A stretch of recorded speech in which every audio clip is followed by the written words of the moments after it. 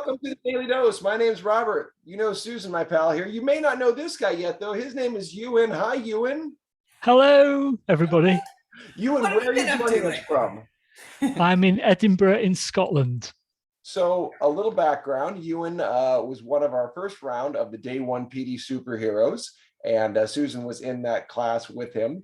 And Euan early on was, in fact, the first student to identify what he thought would be, his heroic journey. And this is back in the fall of 2020, said he was going to complete a marathon. And Euan, take us through at this point.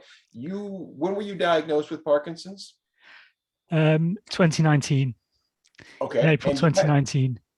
Had you run a marathon previously? Yeah. What happened, the way it happened was I was due to run the Loch Ness Marathon in late 2016, but then I started having weird problems with my right foot. What would happen is my toes on my right foot would curl up. I'm sure most people are familiar with that, but at the time it was just completely bizarre and I didn't know what it was. So of course I did what the usual male thing, which is I ignored it and hoped it would go away. But then my right hand joined in and I still ignored it and hoped it would go away. It actually took a fellow Toastmaster and my mum to prompt me to actually get something done, because my mum and dad came up to visit and we went to have a look at the V&A in Dundee. And while we were walking along, Mum said, "I can see your hand shaking, you need to get that checked out." And so I did. And that eventually led to me seeing a neurologist in April 2019. And he said, "You got Parkinson's." No doubt. Not a doubt in his head. I think he clocked me the second I walked through the door. And what was that moment like of the diagnosis, hearing those words? I don't remember, but I do remember staring at the wall in the coffee shop, thinking, not sure quite what had just happened to me. Yeah, that's a kind of a numbness, kind of a blank. Yeah. You can't hear. The whole world is muffled. Yeah, it's very strange. So really, a diagnosis you had at least 3 years before that. Oh yeah. The thing is, my health has been sort of monotonously good all my life. I love monotonously good. Yeah. So then you get that thrown at you, and it's like, oh, maybe not. And you can take it for granted, can't you?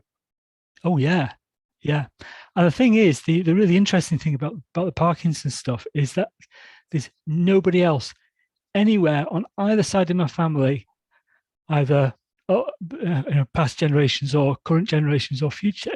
Nobody has got anything like that. It's just me, which makes it even more bizarre. Yeah, the mysterious outlier thing. Yeah. And so then, that's kind of the question I posed to my dad, I remember, because it was rare to our family too. Was it becomes less about, how did I get it at this point? Because that's up to the scientists to figure out, and how am I going to live with it? What am I going to do with it? Right. Yeah. And, in the heroic journey structure, that's the call to adventure, right? You've got this thing. What are you going to do with it? Yeah. When did you decide? Was it in our program, or when did you say, I'm going to run a marathon with Parkinson's? Because that's a big, change. Obviously, there's doing it before, and then there's doing it with it. Yeah. Well, obviously, I'd intended to run the Loch Ness Marathon in 2016 and couldn't. So that was unfinished business. And so it was always in my mind, maybe I could get to a position where I can still run a marathon. So was there a doubt though, once you had Parkinson's? Oh geez, that might be asking too much. Well, I tend to think it depends on who you mix with, because early on I made the mistake of joining a couple of groups on Facebook, which seemed to be full of people talking about putting their relatives in nursing homes, which obviously wasn't much fun. But then I found an exercise group and I realized, this seems more like my my place to be, and this is more reasonable. This is showing that there is a positive way of dealing with it. I love that you said this, and I think it's so important because I feel like that's really the impetus for why I started both Yes and Exercise and the Day One PD Superheroes, that the general support group in a big umbrella, at least here in the States, tends to be about end of life care or, really, those stages, and not about what do you do early on, because there's so many people who are scared or don't know and really have great effect as to what not that people later on can't have an effect, but early on especially, you can lay the foundation so well to extend those years and the quality of those years if you do your part, right? Yes. The other thing I found was I found a book that I downloaded onto my Kindle by Tom Isaacs, and it's about him walking around the coastline of the UK. Yeah. And again, that was another thought. That also brought it back into my head that, okay, it's not going to be easy, but there's stuff you can do. There's lots you can do. So you've got, given the right attitude. Yeah, you've got the unfinished business on one hand, the unexpected diagnosis on the next, and then, like I say, we hear from you in the fall of 2020-ish or so that I've got my thing, I'm going to do this thing. Now, we're getting to the end. You've already run the marathon, which is great. We know that. However, there's a lot of points between fall, winter of 2020 when you plan doing it and then actually getting there. Take me through some of the walkthrough of start, stops, almost getting there, not getting there, and then to the point where you actually do the marathon. Yes. Well, the original marathon date was 2020 in same time of the year, so it would have been late May 2020. Of course, we went into lockdown. So they postponed it till September, and then they cancelled it. And then we went into 2021, and it got cancelled again. And you were training all this time? Yes, I was still training. I wouldn't say I was doing long distances, but I was trying to accommodate it somehow, trying to keep moving. Stay in the game, yeah. Yeah, stay in the game, yeah. But I also, of course, there were other things that happened as well. I mean, you may be aware that my wife's not been very well. Yes. Too, and she had acute pancreatitis. So she's been in and out of hospital. So we've both had our challenges. It's so important, Euan, because so many people, this story doesn't get told.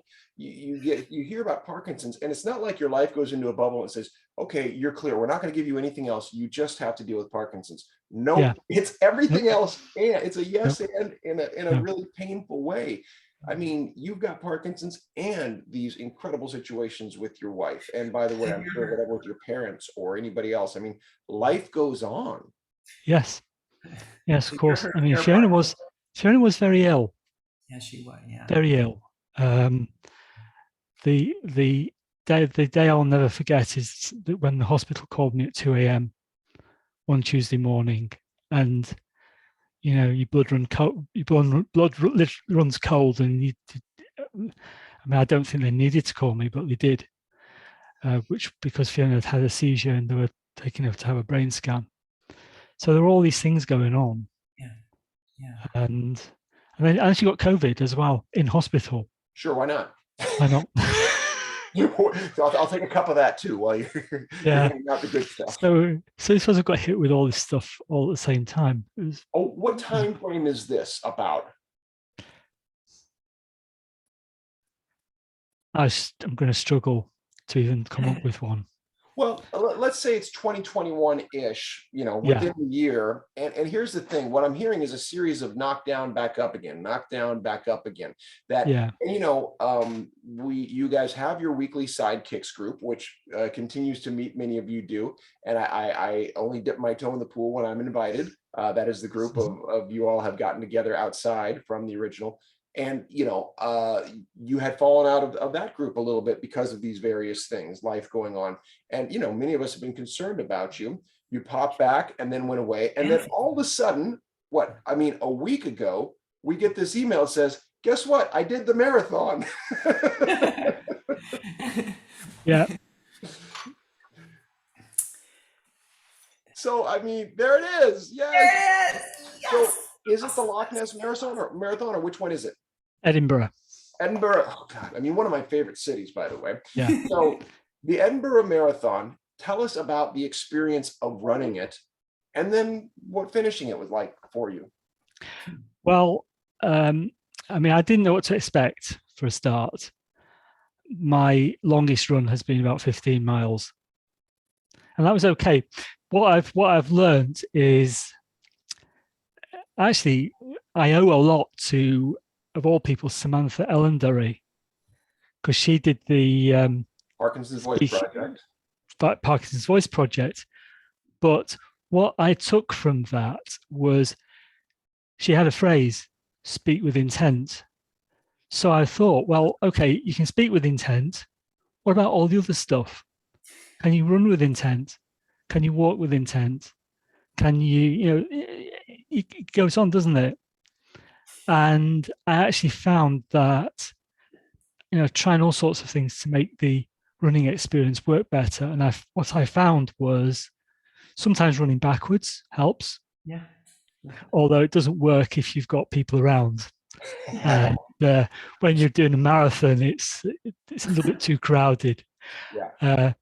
But I also found that walking with a set 180 beats per minute rhythm worked very well for me as well, and alternating between running and walking. So I managed to find a soundtrack that did precisely that. That's fantastic. So you literally found your rhythm.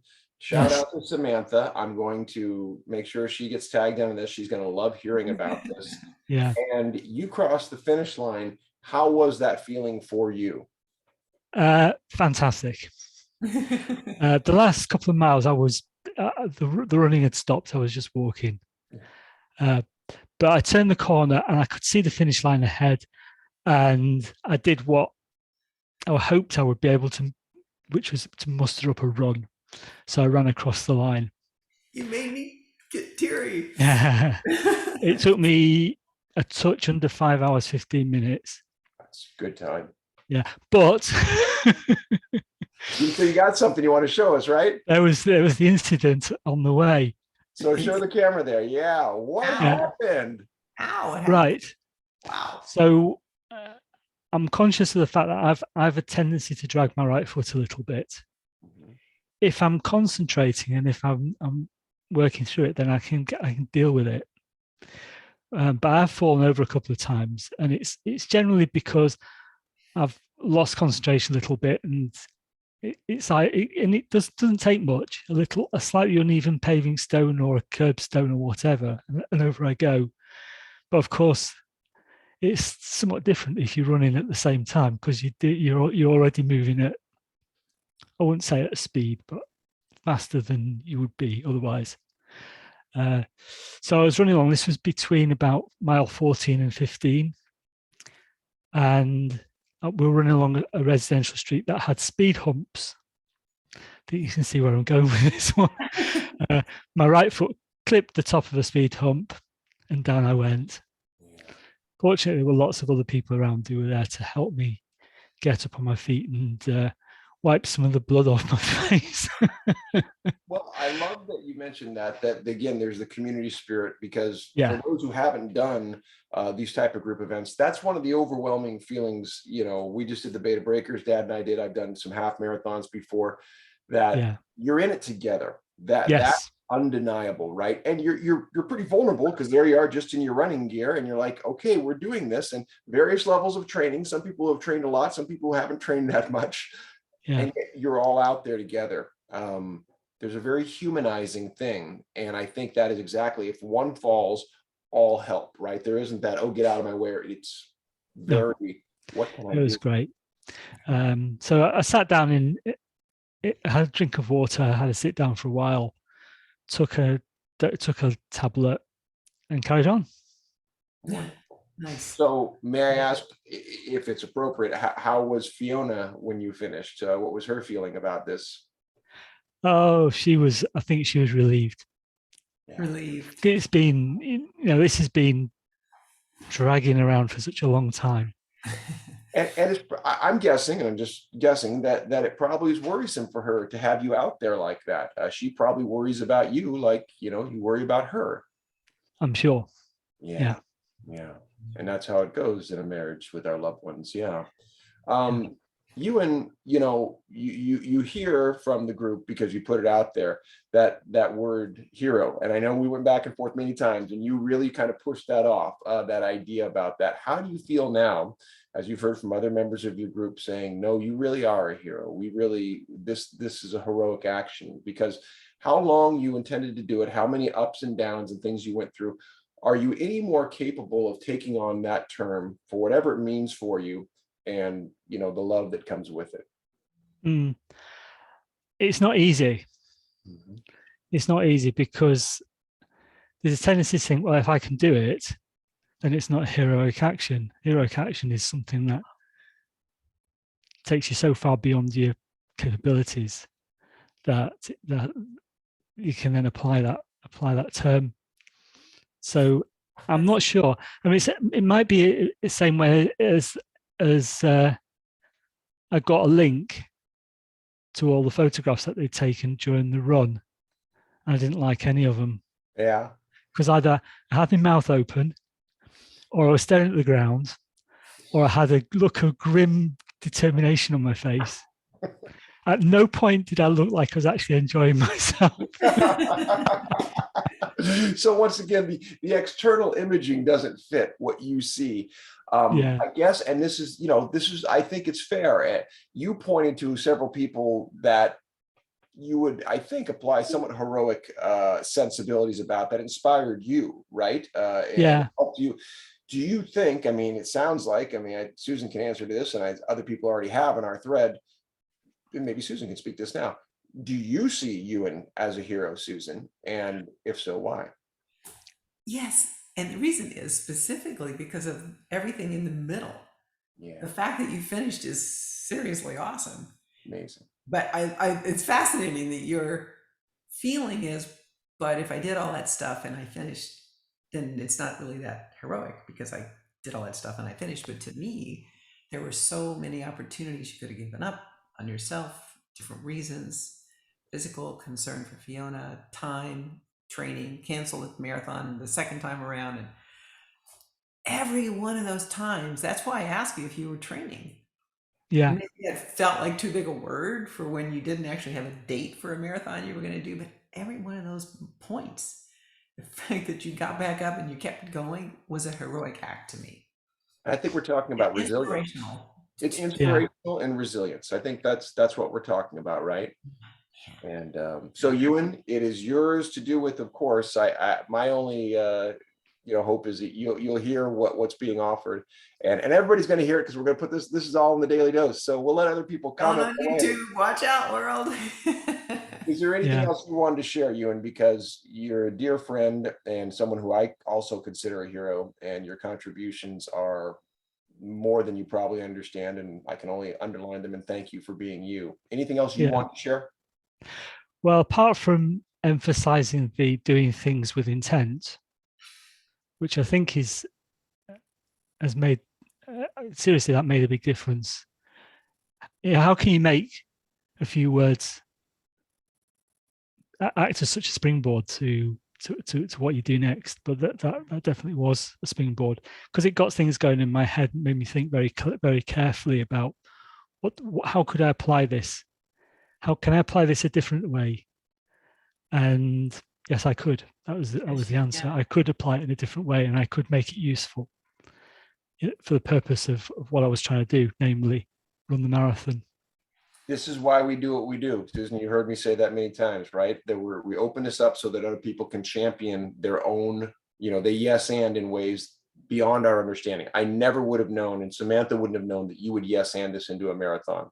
Yeah, I need to get in touch with Samantha and tell her that. Yes. Well, I'll make sure she knows. Yeah. I'm going to borrow your story and repeat that when people say, well, you're doing what? Why?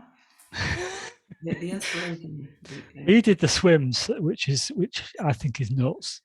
And I can swim 65 miles. Yeah, everybody's everybody's thing is nuts. I just ran a marathon. That's no big deal. What?